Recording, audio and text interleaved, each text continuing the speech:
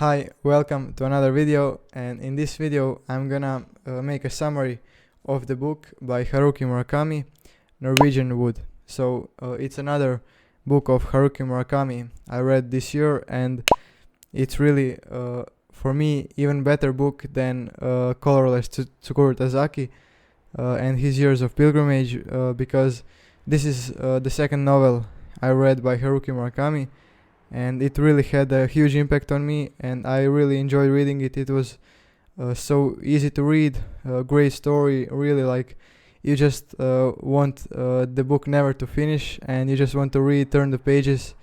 It's going really easy. The book was written in 1987, and it's story about young man Toru Watanabe. So the topics are like death and the traumas from death of the close person, and of course love and some like those emotional problems.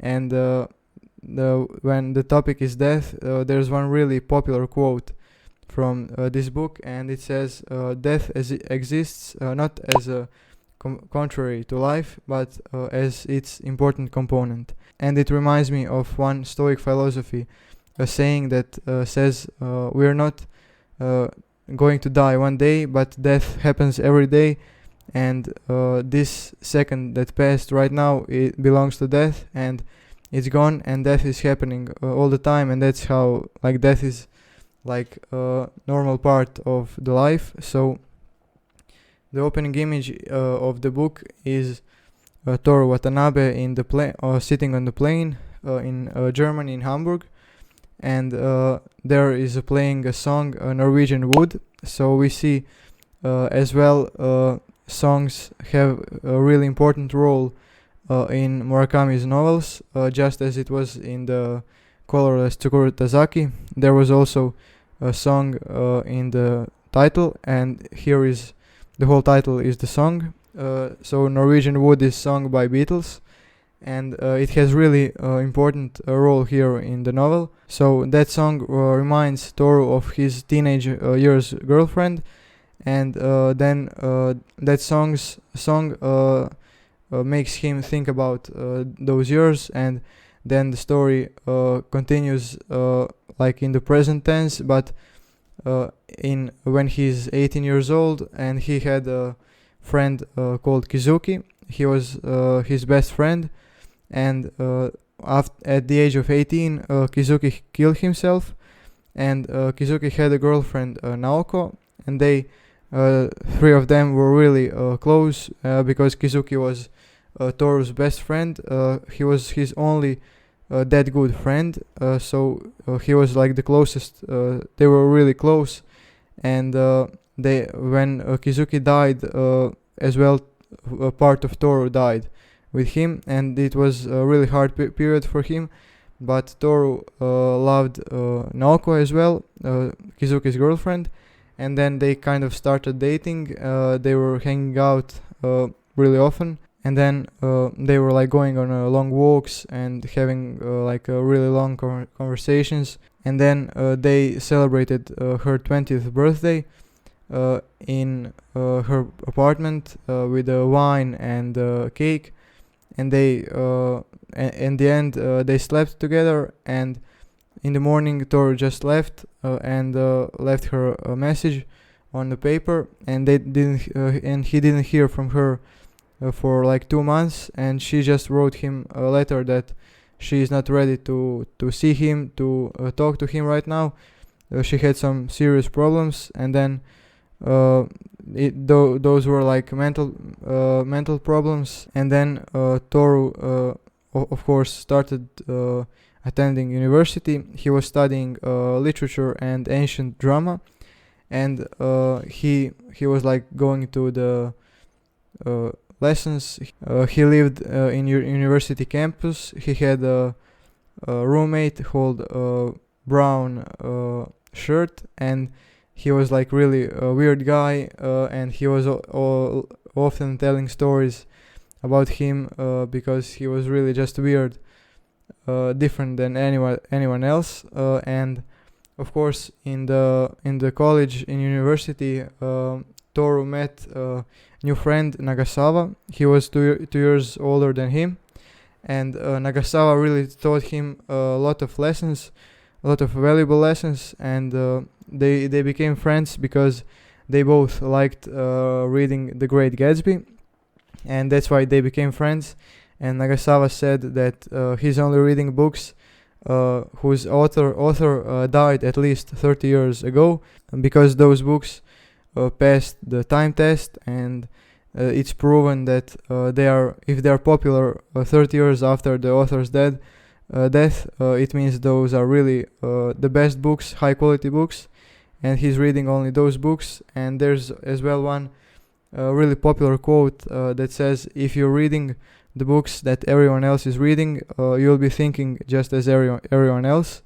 And that's really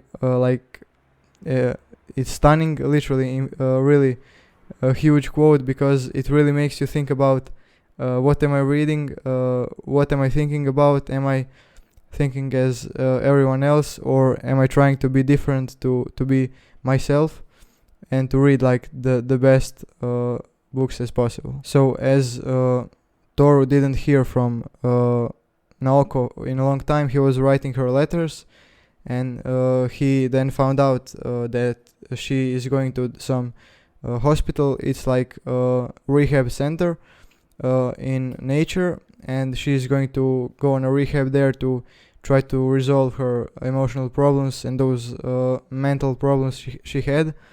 And meanwhile, Toru met on the university. One day he met a girl, Midori, and they became really close. It was really like a random meeting, but they then started talking, going to the lunch together, and they started hanging out on Sundays.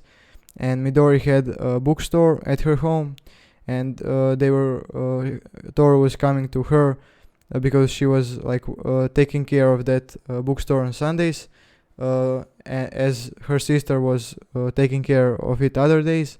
And then later Toru found out that her mother is dead, and she told him that her father is in Uruguay, but he was actually in the hospital. And then they started he started helping her with her dad. She had to take care of her dad in hospital. He was really bad, and 2 days after they started, he started coming to the hospital with her.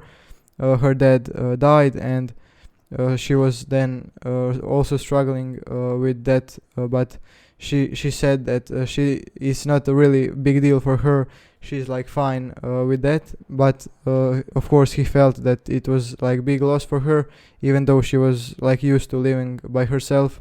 She has to cook for herself for a long time, so it wasn't that big of a problem for her. And then Toru, of course, as he was texting or letters with Naoko in the hospital, in that rehab center, he then decided to go and visit her, and he visited her 2 times. And when he was there, they went on a long walk, and they were talking a lot.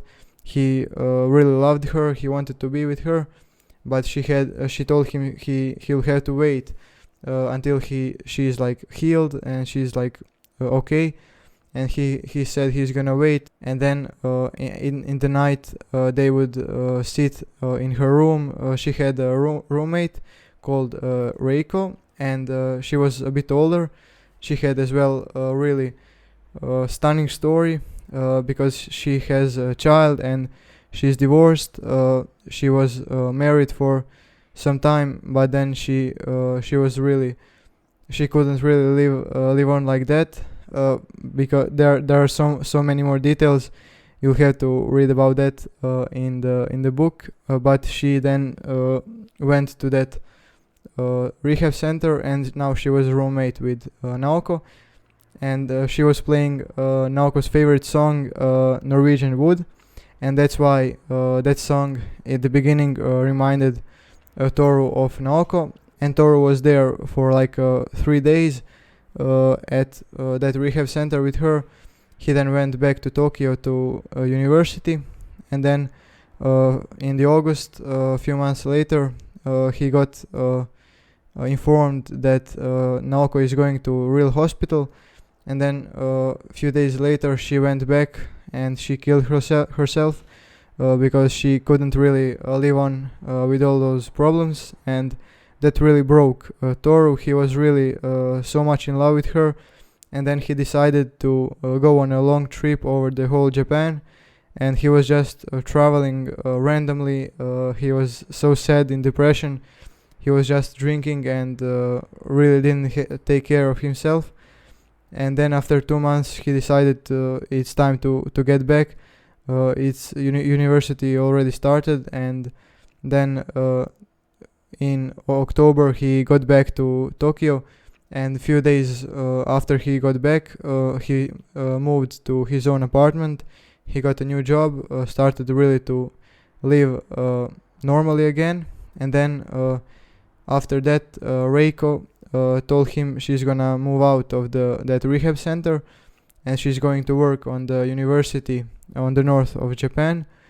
And she came to Tokyo to visit him because she had a train from Tokyo to that town, and she came there. They had a great conversation about Naoko, and he really understood what happened with her. He understood better, and they played some songs. They made like a funeral for Naoko. They played 50 songs, and 51st song was Norwegian Wood, like for Naoko. And then tomorrow, when he saw her off to that town, he was like left alone, and he realized that he has to move on. He has to live on his life, and he realized that he wants to live with Midori. He loves her, and then he called her, told her that he loves her. He has so much to talk about with her, and he wants to be only with her. And that's the end of the novel. He was like, he just realized that he has to move on with his life, and that's like the main lesson maybe from this novel, that life goes on. Dead people are gonna be dead, either our closest or somebody random, but we have to go on with life. We have to live further on, and of course there are so many more details, quotes, important and really interesting stories and lessons. So that's why I hope you're gonna read this novel, because it's really worth reading, and I hope this was helpful for you, and thank you for watching. I'll see you in the next video.